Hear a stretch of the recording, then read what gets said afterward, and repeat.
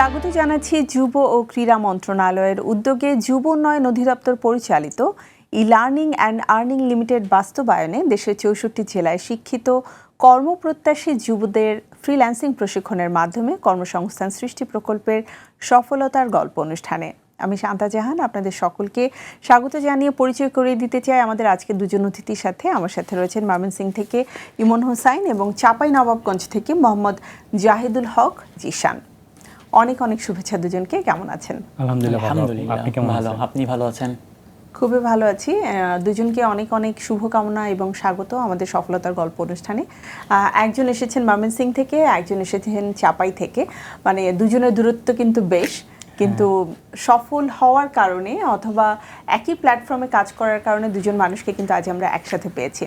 So নিশ্চয়ই আপনাদের দুজনের গল্পের ভিন্নতা অনেক রয়েছে। আমি এক এক করে একটু জানার চেষ্টা করব। প্রথমে জিসানের কাছ থেকে জানি, জিসান তার সম্পর্কে বলবে, কি করছে এখন? আমার নাম মোহাম্মদ জাহিদুল হক জিশান। আমি এসেছি চাঁপাইনবাবগঞ্জ জেলা থেকে। আমি ডিপ্লোমা কমপ্লিট করার পরে এখন হচ্ছে আমি সিএসসি করছি, আর সিএসসির পাশাপাশি হচ্ছে আমি ডিজিটাল মার্কেটিং নিয়ে প্রায় 2 বছর থেকে এই সেক্টরে আর কি একজন ফ্রিল্যান্সার হিসাবে কাজ করে যাচ্ছি। ইমন কাজ করছেন কতদিন এবং পাশাপাশি কাজ করার আগে কি করতেন? আমি কাজ করার আগে তেমন কিছু করি না, আগে স্টুডেন্ট ছিলাম। তো এই বছরই আমি আর কি আমার অনার্সটা কমপ্লিট করেছি। তো কমপ্লিট করার পরবর্তীতে আমার ভাইয়া বললো যে কিছু কি করতে চাও কি না, বাড়িতে যেহেতু বসে আছি। তো তখন আর কি আগ্রহ জাগলো যে ফ্রিল্যান্সিং নিয়ে তো সবাই অনেক আগাচ্ছে, তো আমি একটু এই লাইনটাতে একটু হাতটা দিয়ে দেখি কীরকম হয়। আর যেহেতু আমার গ্রাফিক ডিজাইনের প্রতি একটু আগে থেকে টান ছিল, যে গ্রাফিক ডিজাইন তো অনেক কিছু ইউনিকভাবে বানানো যায়, তো ক্রিয়েটিভিটি থাকে এটার মধ্যে, তো ভাবলাম এটাতে একটু অ্যাপ্লাই করে দেখি কীরকম হয়। তো পরবর্তীতে আমি এই যুব উন্নয়ন কর্তৃক যে ই-লার্নিং অ্যান্ড আর্নিং লিমিটেড থেকে ৬৪ জেলার প্রকল্প চলছিল, তো এখান থেকে আমি ৫ম ব্যাচের মধ্যে ভর্তি হই। তো পরীক্ষা দেওয়ার পরে আর কি উত্তীর্ণ হওয়ার পরে এখানে কোর্স করলাম। তো কোর্স করার পরে আলহামদুলিল্লাহ আমি ভাবতে পারিনি আমি যে একটা এত পরিমাণ সফল হতে পারবো বা এই স্টেজে আসতে পারবো আমি। কতদিনের জার্নি? এটা বেশি দিন হয় না, ৫ম ব্যাচ শেষ হওয়ার মনে 3 মাস চলতেছে আর কি রানিং। এই কয়েক মাস পরে মনে 6th ব্যাচও শেষ হয়ে যাবে। আচ্ছা, তার মানে আপনি একদমই নতুন এই সেক্টরে। দুজনের কাছ থেকেই শুনতে চাই, কারণ দুজনেই আসলে স্টুডেন্ট, সমসাময়িক বয়সেরই হবেন। তো এই সময়টাতে সফল হওয়া বা আমি সফল এই শব্দটা আমরা আসলে শিখি না, বা বলতে পারার যে আত্মবিশ্বাস সেটা কিন্তু আমাদের থাকে না, কারণ সবাই স্ট্রাগল করে। তো আপনারা অবশ্যই আমাদের নতুনদের জন্য অনেক বড় একটা উদাহরণ হতে যাচ্ছেন। জিশানের কাছ থেকে জানতে চাই যে জিশানের আগ্রহটা কি করে তৈরি হলো যে আমি ফ্রিল্যান্সার হব? ফার্স্ট অফ অল আমরা সবাই জানি ফ্রিল্যান্সার মানে হচ্ছে একটা মুক্ত পেশা, ফ্রিল্যান্সিং একটা মুক্ত পেশা। সো সেখান থেকে আমার আগ্রহটা এই সাইডে আসে। আর ডিপ্লোমাতে যখন আমি ভর্তি হই আর কি, তখনই আমি আর কি শুনি যে হ্যাঁ ফ্রিল্যান্সিং সম্পর্কে। অনলাইনে ফার্স্ট একটা কোর্স করি, তো সেখান থেকে ওই রকম সঠিক গাইডলাইন পাইনি, যার কারণে ওইভাবে সফল হয়ে উঠতে পারিনি। দেন তারপরে হচ্ছে পরে আমি ই-লার্নিং অ্যান্ড আর্নিং সম্পর্কে ফেসবুক থেকে জানতে পারি আর কি। তো সেখানে আর কি এক বড় ভাই আর কি আমাকে পোস্টটা শেয়ার করেছিল, দেন সেখানে আর কি অ্যাপ্লাই করি। দেন অ্যাপ্লাই করার পরে এটা হচ্ছে 2টা প্রসেসের মাধ্যমে হয়। তো ফার্স্টে পরীক্ষা দিতে হয়, দেন পরীক্ষা দিয়ে সেখানে রিটেনে টিকতে হয়। রিটেনে টিকার পরে হচ্ছে ভাইবার প্রসেস আছে, দেন ভাইভাতে ডাকলো। দেন ভাইভাতে ওখানে টিকার পরে হচ্ছে দীর্ঘ 3 মাস মেয়াদি একটা কোর্স। সো সেই কোর্স করার পরে হচ্ছে আমরা সেখানে স্যারদের সঠিক গাইডলাইন অ্যান্ড মানে স্যারেরা যখন সর্বাত্মক সহযোগিতা করেছে। বিশেষ করে আমাদের জেমস স্যার আর রাসেল স্যারের কথা না বললেই নয়। মানে রাত্রে 1টার দিকেও মেসেজ দিয়েছি, স্যার আমার একটা মেসেজ এসেছে, বাইরে নক দিয়েছে, স্যার সাথে সাথে রেসপন্স যে হ্যাঁ এভাবে মেসেজ দাও, এভাবে তাকে আউটরিচ করো, এভাবে রিপ্লাই করবে সে, এভাবে করে হচ্ছে আমি আমার ফার্স্ট ক্লায়েন্ট পাই আর কি। সেখান থেকে আমার যাত্রাটা আর কি স্টার্ট হয় ফ্রিল্যান্সিং সেক্টরে। দেন এখন আর কি আলহামদুলিল্লাহ আউট অফ মার্কেট প্লেসেও কাজ করছি। আলহামদুলিল্লাহ আমি এখন স্যাটিসফাইড, নিজের খরচ নিজের বেয়ার করতে পারি, ফ্যামিলিকেও টুকটাক দিতে পারি। So I am so happy now. জিশানের বয়স কত? আমার বয়স 23। শুরু করেছেন তার মানে 21? হ্যাঁ 21 এরকম দিক থেকেই। ওকে, এই অল্প সময়ের যে সফলতা বা এই যে বললেন যে আলহামদুলিল্লাহ আমি আমার নিজেকে নিয়ে স্যাটিসফাইড, এটা কিন্তু অনেক বড় একটা ব্লেসিং, তাই না? আমাদের পরিবার এবং সমাজে আমাদের একটা ভিন্ন আমি বলবো অবস্থান তৈরি হয়ে যায় যখন একটা ছেলে অথবা একটা মেয়ে আর্ন করা শিখে বা সে তার নিজের ফ্যামিলিকে সাপোর্ট করতে পারে। আপনার গল্পে আবারও আসছি, ইমনের কাছে একটু যেতে চাই। ইমন, আপনি যেটা বলছিলেন যে আপনি ট্রেনিংয়ে ভর্তি হলেন এবং জানতে পারলেন গ্রাফিকটাকে আপনার আগে থেকেই শেখা ছিল, এই জন্য ট্রেনিংটাকে ইজি মনে হয়েছে, নাকি আপনি ট্রেনিংয়ে যেয়ে আসলে আরও বেশি মনে হয়েছে যে অনেক কিছুই শিখতে পারলাম যেটা আসলে আগে থেকে জানা ছিল না? আমি মূলত এখন তো সোশ্যাল মিডিয়ার ট্রেন্ড চলছে, তো অনেক কিছু সোশ্যাল মিডিয়া থেকে দেখা যায়। তো আমার যেহেতু আগে থেকে গ্রাফিক্স থেকে একটু আগ্রহ ছিল, তো আমি ইউটিউবে দেখতাম যে অনেকে যেমন এরকম একটা অনুষ্ঠানে অনেকে বলতেছে যে সে সফল হয়েছে গ্রাফিক ডিজাইন করে, মার্কেটিং করে বা অনেক রকম সেক্টরে কাজ করে। তো ভাবলাম একটু দেখি এটা কী জিনিসটা। তো ইউটিউবে ঢোকার পরে দেখলাম যে না, এটা অনেক ক্রিয়েটিভ একটা জায়গা, বিশেষ করে গ্রাফিক ডিজাইন, যেটা আমার পছন্দের একটা টপিক। তো এখান থেকে দেখার পরে আস্তে আস্তে শেখার চেষ্টা করছি। কিন্তু দেখা যায় যে ইউটিউব থেকে অনেক ইনফরমেশন থাকে, নেওয়া যায়, কিন্তু প্রপার গাইডলাইন পাওয়া যায় না। আমি দেখা যাচ্ছে আমি একটা ভিডিও থেকে একটা ডিজাইন করা শিখতেছি, তো এখানে একটা প্রবলেম পড়ে গেছি, তো এটা হেল্প নেওয়া তো কোনো জায়গা নাই। তো ওই প্রবলেমটাকে সলভ করার জন্য আমি আরেকটা ভিডিও দেখতেছি, পরে দেখা যায় ওই ভিডিও দেখতে গিয়ে আমি আরেকটা প্রবলেমের সম্মুখীন হয়ে গেছি। পরে লাস্ট টাইমে কোন প্রবলেমটাতে পড়েছি আমি ওটাই ভুলে যাই, যে পরে দেখা যায় কি ডিজাইন করাটার মনোবলটা নষ্ট হয়ে যায়। তো ইনফরমেশন প্রচুর ছিল, আমি নিয়েছিও, কিন্তু ওই যে একটা প্রপার গাইডলাইন ওইটা পাই নাই। কিন্তু যখন ওই যে এই লার্নিংয়ে জয়েন হয়েছি, হওয়ার পরে আমি তখন একটা প্রপার গাইডলাইন পেয়েছি। বিশেষ করে আমাদের যে কামরুল স্যার, আমার আইডল বা আমার মেন্টর, আমার একদম বড় ভাইয়ের মতো উনি। তো ওনার সাথে চলাফেরার পরে আমি আর কি জানতে পারলাম যে না, এই ফ্রিল্যান্সিং সেক্টরেও লেখাপড়া করা যায় বা আরও অনেক দূর আগানো যায়। এখানে আবার অনেক রকমের কোর্স থাকে, এখান থেকে আবার মেন্টরও হওয়া যায় বা একটা বড় সফল ফ্রিল্যান্সারও হওয়া যায়। তো এখান থেকেই ওনার হাত ধরে পথ চলা। তো এমনও দেখা গেছে অনেক অনেক কাজের মধ্যে হেল্প করেছে উনি। দেখা যায় 3টা-4টার সময় নক দিতাম যে স্যার আমার কাজ হয়েছে একটা, বা ক্লায়েন্ট এই সমস্যার সম্মুখীন হয়েছে, আপনি একটু হেল্প করেন। তো উনি ঘুম থেকে উঠে আমাকে হেল্প করে দিত। বিশেষ করে অনেক সময় ক্লাসের মধ্যে আমার সমস্যায় পড়তাম। আমার মা রিসেন্টলি অসুস্থ ছিল, হসপিটালে অ্যাডমিট ছিল। তো আমাদের যেখানে বিভাগীয় প্রধান আশিক স্যার, তো উনি আমাকে প্রচুর হেল্প করেছে ক্লাসের মধ্যে। যেমন ধরেন আমি অনেক সময় ক্লাস ছেড়ে চলে যেতে হয়েছে হসপিটালে, তো পরবর্তীতে ক্লাসে আসার পরে অনেকগুলো ক্লাস আমি মিস যেত বা কিছুটা অংশ মিস যেত ক্লাসে, তখন স্যার বাকি যে ট্রেনাররা ছিল আমাদের, বিশেষ করে ওই ট্রেনারদেরকে বলে আমার টপিকটা কভার করা দিত, যে সে এই টপিকটা মিস করছে, আপনি একটু দেখায় দেন ওনাকে। তো এভাবে কি ওনারা প্রচুর হেল্প করছে আমাকে, আশিক স্যার, কামরুল স্যার। আমি ওনাদের প্রতি সবসময় কৃতজ্ঞ থাকবো, আর ওনারা না থাকলে মনে হয় না আমি আর আজ এই স্টেজে আসতে পারতাম। মানে এই ট্রেনিংটা শুরু করার কতদিনের মধ্যেই প্রথম আর্নিং করার সুযোগ হয়েছিল এবং সেটার অ্যামাউন্টটা কত ছিল? জিশান। লার্নিং অ্যান্ড আর্নিংয়ে যখন কোর্স চলাকালীন, তখনই আমি হচ্ছে 2য় মাস পার হয় যখন, তারপরে হচ্ছে আমি আমার প্রথম আর্নিং করি ভিডিও এডিটিংয়ের মাধ্যমে। তো ভিডিও এডিটিংয়ে হচ্ছে সেটা আমার লোকাল ক্লায়েন্ট ছিল। সো সে আমাকে কোর্স মানে তার ভিডিওটা এডিট করব তার আগে আমাকে কিন্তু একটা অ্যাডভান্স দিয়েছিল, বাংলাদেশি লোকাল ক্লায়েন্ট। তারপরেও আমাকে ফার্স্টে একটা অ্যাডভান্স দিয়েছিল। দেন সেটা নিয়ে হচ্ছে আমি মানে তার ভিডিও এডিট করে দিইনি, তার আগে অ্যাডভান্স দিয়েছিল। দেন আমি অনেক হ্যাপি ছিলাম ওটা নিয়ে। দেন হচ্ছে তার যখন এটা ছিল ফার্স্টে আমাকে 1,500 টাকা অ্যাডভান্স দিয়েছিল, লোকাল ক্লায়েন্ট ছিল, বাংলাদেশি যেহেতু। দেন তারপরে হচ্ছে কমপ্লিট করার পরে আমাকে আরও 1,500 দিয়েছিল, এটা 3,000 টাকার একটা ছিল প্রথম আর্নিং, যেটা আপনার কোর্স কমপ্লিট করার সময়কালীনই আপনি আর্ন করেন। জি। আমরা দুজনের কাছ থেকে গল্প শুনছিলাম, ইমনের কাছ থেকে এবারে জানতে চাই যে ইমন ঠিক কতদিন পরে আর্ন করা শুরু করেছে? আমার যখন কোর্সটা শুরু হয়, কোর্স শুরু হওয়ার 1 মাস 2 দিন সামথিং আর কি, হ্যাঁ 1 মাস 2 দিনই হবে। তো ওই সময় আমার একটা কন্টেস্ট, আমি তখন রানিং চলতেছিল আর কি, কন্টেস্টে ইন্টারভিউ জমা দিতাম। তো এখানে একটা কন্টেস্ট আমার হঠাৎ করে ক্লায়েন্টে মেসেজ দেয় যে আপনার কাজটা পছন্দ হয়েছে, কিন্তু আপনার কিছু এলিমেন্ট ইউজ করতে হবে। তো ওইগুলো আমি তখন বুঝতে পারিনি, কারণ অবশ্যই ক্লায়েন্ট কমিউনিকেশনের মধ্যে একটা সমস্যা থাকবে আমার, যেহেতু প্রথম কাজ। তো তখন স্যার আমাকে হেল্প করেছিল, কামরুল স্যার, বললো এখানে তুমি এই এলিমেন্টটা ইউজ করো। তো পরে আলহামদুলিল্লাহ ওই কন্টেস্টটা আমার 1 ঘন্টা সময় লেগেছিলো আর কি কমপ্লিট করতে। তো 1 ঘন্টা পরে আর কি কন্টেস্টটা আমি উইন করে ফেলাই। আর ক্লায়েন্টের সাথে কমিউনিকেশন করতে গিয়ে দেখা গেছিলো ক্লায়েন্ট ফার্স্ট রিপ্লাই চাচ্ছিল আমার কাছে, মানে আমি তাকে কাজও দেবো, পাশাপাশি তাকে আমি রিপ্লাইটাও ফার্স্ট দেবো। তো ওই অবস্থাতে আমি একটু আর কি মাথাটা খাটিয়ে আমার স্ক্রিনটাকে ডাবল করে নিয়েছি, এক সাইডে ওনার সাথে কথা বলতেছি, আর দ্বিতীয় সাইডে উনি কী বলতেছে আমি ওইটার উপর ভিত্তি করে কাজটা এলিমেন্টে অ্যাড করতেছি, পাশাপাশি ফোনে সার্কিউ রেখেছি। তো ওইভাবে দেখা যাচ্ছে কি আমার সম্পূর্ণ কাজটা সহজেই হয়ে গেছে। তারপরে ক্লায়েন্টটাও অনেক খুশি হয়েছে আমার উপর, যে না আপনি অনেক ফাস্ট কাজ করেন। অথচ আমি তখন প্রথম কাজ করতেছি, ক্লায়েন্ট মনে করছিল আমি একদম প্রো এই লেভেলে। তো পরে আলহামদুলিল্লাহ 1 ঘন্টার মধ্যে কাজটা কমপ্লিট করার পরে আমি কাজটা উইন করে ফেলাই। এটা কত টাকার? এটা ছিল আলহামদুলিল্লাহ $269 প্রথম কাজ। অনেক বড়, তাই না? প্রথম কাজ। হিসেবে, কারণ এখনো পর্যন্ত অনেকের কাছেই কিন্তু আমরা ছোট ছোট অ্যামাউন্ট দিয়ে দেখেছি যে স্টার্টিংটা হয়। জিশানের কাছ থেকে জানতে চাই, জিশানের প্রথম পোর্টফোলিও কোন মার্কেট প্লেসে করা হয়েছিল? আমার বিহান্স নামে একটা পোর্টফোলিও তৈরি করার একটা আছে, তো সেখানে আমি আমার পোর্টফোলিও তৈরি করি। আর হচ্ছে আমি ডিজিটাল মার্কেটিং রিলেটেড আমি হচ্ছে আমার পোর্টফোলিও তৈরি করি।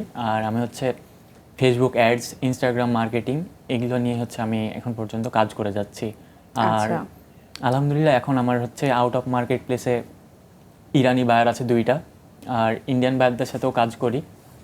তো সব মিলিয়ে আমার দিন ভালোই যাচ্ছে আলহামদুলিল্লাহ। ইমন কাজ করছে কোন মার্কেট প্লেসে বেশি? আমার সবথেকে পছন্দের মার্কেট প্লেস হচ্ছে ফ্রিল্যান্সার।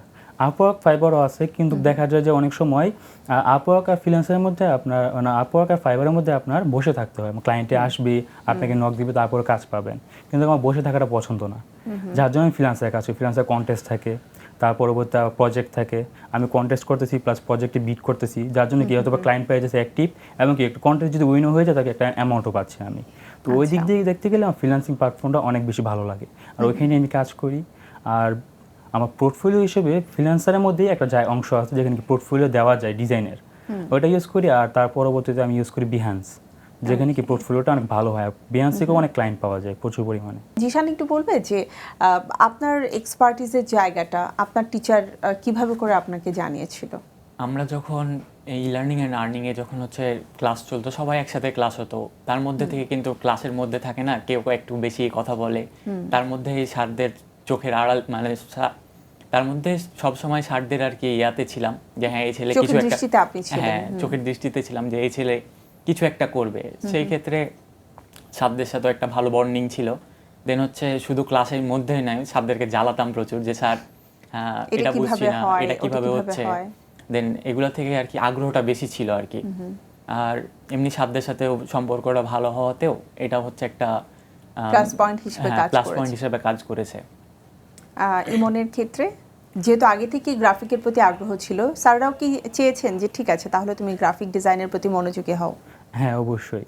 আমার দেখা গেছে যে অনেক সময় মার্কেটিংয়ের ক্লাসের মধ্যে আমি বসে গ্রাফিক্সে কাজ করতেছি, তো স্যার এসে দেখছি কিছু বলে না, কারণ জানে সে গ্রাফিক্সের প্রতি আগ্রহ।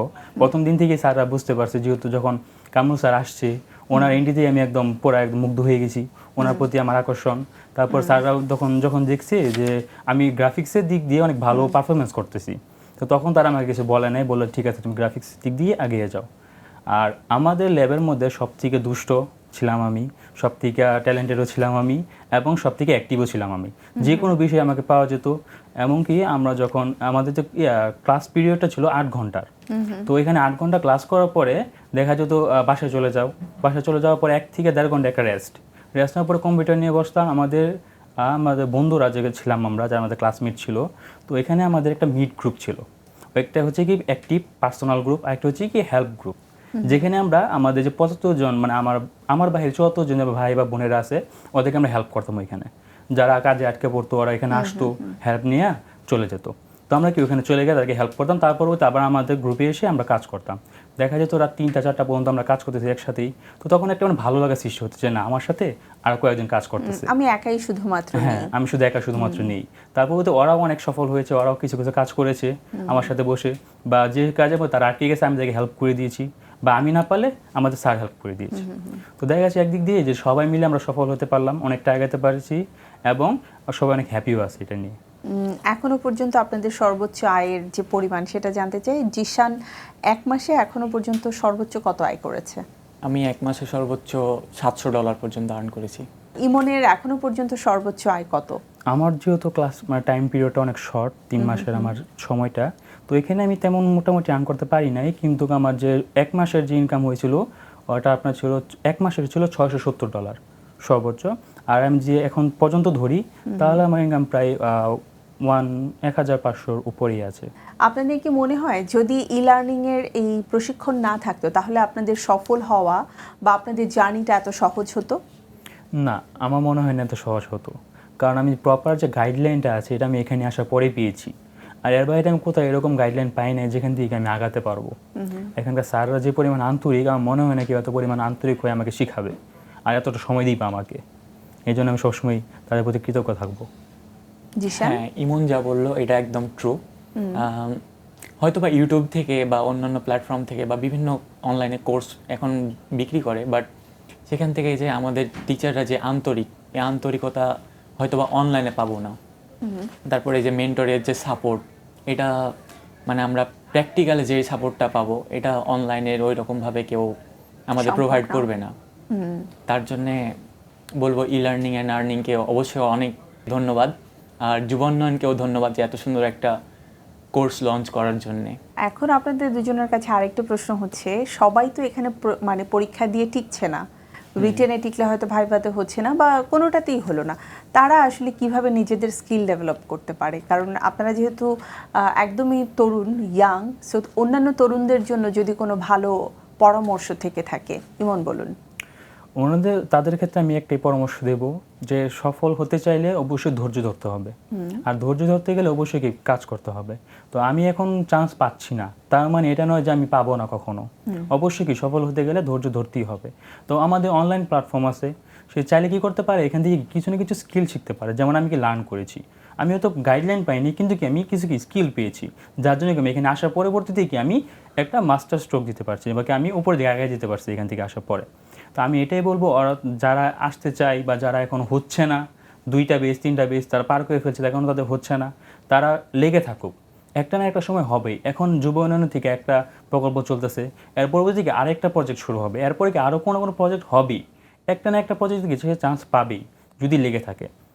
এবং আমি এটাও বলবো, অবশ্যই মার্কেট প্লেসে ঢুকুক, ইউটিউব দিকে কাজ করুক, হালকা কাজ করুক যতটুকু পারে। মার্কেট প্লেসে ঢুকলে কী হবে, কাজ দেখতে পারবে, কাজ দেখলে কী হবে, নতুন নতুন আইডিয়া পাবে। তো এটার পাশাপাশি গাইডলাইনের জন্য ওই যে আমরা যেটা বললাম, একটা না একটা কোর্সে তার চান্স হবেই যদি সে ভালো থাকে। অবশ্যই মাথার মধ্যে এই কথাটা রাখতে হবে যে না, আমি সফল হব। যদি মনের মধ্যে এই কথাটা থাকে আমি সফল হব, তাহলে কেউ আটকাতে পারবে না, আমি এটা মনে করি। তাহলে আসলে নিজের যে কাজের জায়গাটা আছে সেখানে ডেফিনেটলি আমরা যে কোনো কাজ করতে গেলে বিফল হতেই পারি, সমস্যা আসতেই পারে, বাট সেই সমস্যার সমাধানের জন্য তো আপনাদের মেন্টররা রয়েছেন, পাশাপাশি আপনাদের গ্রুপ আছে যেখান থেকে পুরোপুরি সাপোর্ট দেওয়া হয়, সেই জায়গাতেও কিন্তু তারা আসতে পারেন হেল্প চাওয়ার জন্য। নিশ্চয়ই আপনারা নতুনদের জন্য অলওয়েজ প্রস্তুত আছেন। অবশ্যই। জিশানের জায়গা থেকে একদম নতুনদের জন্য যদি কোনো বার্তা থেকে থাকে। নতুনদের জন্য আমাদের যে ই লার্নিংয়ের যে মানে কোয়েশ্চেনটা হয় ওটা সম্পূর্ণ ইংলিশে কোয়েশ্চেন হয়। সো যারা অ্যাপ্লাই করবে তাদেরকে বেসিক ইংলিশ অবশ্যই জানা থাকা লাগবে। আর অ্যাবাউট ইয়োর সেলফ এটা সাধারণত সবারই জানা থাকা উচিত আমি মনে করি। সো এই কোয়েশ্চেনটা হয়। আর কেন তুমি একজন ফ্রিল্যান্সার হতে চাও, এই কোয়েশ্চেনটাও জানা থাকা দরকার, যে হ্যাঁ তুমি একজন কিসের জন্য ফ্রিল্যান্সিং সেক্টরে আসতে চাও, এ ধরনের কোয়েশ্চেন সাধারণত আসে। সো আর বাদবাকি বেসিক কম্পিউটার, তারপর ফ্রিল্যান্সিং কেন তুমি করবা, এই ধরনের রিলেটেডই কোয়েশ্চেন হয়। সো এগুলো সম্পর্কে ধারণা নিলেই আমি মনে করি যে হ্যাঁ, এই ফ্রিল্যান্সিংয়ে কোর্সে, ই লার্নিং অ্যান্ড আর্নিংয়ের এই কোর্সে চান্স পাওয়া সম্ভব। ইমন, আপনি কমিউনিকেশনের ক্ষেত্রে কোন জায়গাটাকে সবচেয়ে বেশি গুরুত্ব দিয়েছেন? কমিউনিকেশনের ক্ষেত্রে সবচেয়ে বেশি গুরুত্ব দিয়েছে আমি ক্লায়েন্টের চাহিদা, ক্লায়েন্ট আমার কি চাচ্ছে, সে আমাকে কী বোঝানোর চেষ্টা করতেছে। কারণ ক্লায়েন্টে আমি কী বোঝাচ্ছে, আমি যেটা নাই বুঝতে পারি আমি ক্লায়েন্টের কাজ কখনোই করতে পারবো না। এমনও সময় দেখা যায় ক্লায়েন্ট, আমি যখন গ্রাফিক্স নিয়ে কাজ করি, উনি কালারকে অন্য কোনো একটা কথাতে বলতেছে, যেমন দেখা যায় উনি অন্য কোনো ভাষায় কালারকে অন্য কোনো একটা ওয়ার্ড বলতেছে, কিন্তু আমি বুঝতেছি এটা কী জিনিস। আমার ফটোশপে বা ইলাস্ট্রেটরে এরকম কোনো নাই, মানে কোনো জায়গা নাই বা কোনো একটা এরকম কোনো টপিক নেই যেদিকে এটাতে কাজ করা যায়। তো দেখা যায় অনেক সময় এরকম প্রবলেম হয়, তখন কি আমরা গুগল ট্রান্সলেট ইউজ করতে পারি, বা আমার যদি মেন্টর থাকে আমরা মেন্টরকে জিজ্ঞেস করতে পারি। আমি এটা বলবো যে সে যদি একটু ইংলিশের দিকে একটু ভালো প্রেফার করে, কারণ ইংলিশ হচ্ছে এমন একটা ল্যাঙ্গুয়েজের কি পুরো পৃথিবীতেই চলে। এইটা মোটামুটি সবগুলো ক্লায়েন্টই কি এই ভাষাটা বুঝে, সব দেশের ক্লায়েন্টই কি মোটামুটি ভাষাটা বুঝে। তো সে যদি ভালো একটু আয়ত্তে আনে, ভালোভাবে কথা বলতে পারে, তাহলে সে কিন্তু ক্লায়েন্টকে অনেক ইজিলি কনভিন্স করতে পারবে কাজের জন্য। ওকে, জিশানের কি মনে হয়? হ্যাঁ, অবশ্যই ইংলিশ জানা থাকা লাগবে। আর এখন ট্রান্সলেটর ইউজ করেও অনেকভাবেই বায়ারদের সাথে কমিউনিকেট করা যায়। তাছাড়া বিভিন্ন ধরনের এআই আছে, যেমন Gemini, chat GPT, cloud AI. এই এআইগুলো ইউজ করে সাপোজ বায়ার কী বলছে, সাথে সাথে আমি কপি করে দিয়ে দিলাম, ট্রান্সলেট করে দিলাম যে হ্যাঁ তাকে কীভাবে রিপ্লাই দিব, কীভাবে রিপ্লাই দিলে হ্যাঁ বায়ারটা আমার কাছে কনভার্ট হবে। যারা একদম নতুন তাদের জন্য হ্যাঁ আমি এভাবে বলবো, আর যাদের মেন্টর নাই বা গাইডলাইন নাই, তারা চাইলে এআই এর হেল্প নিতে পারে।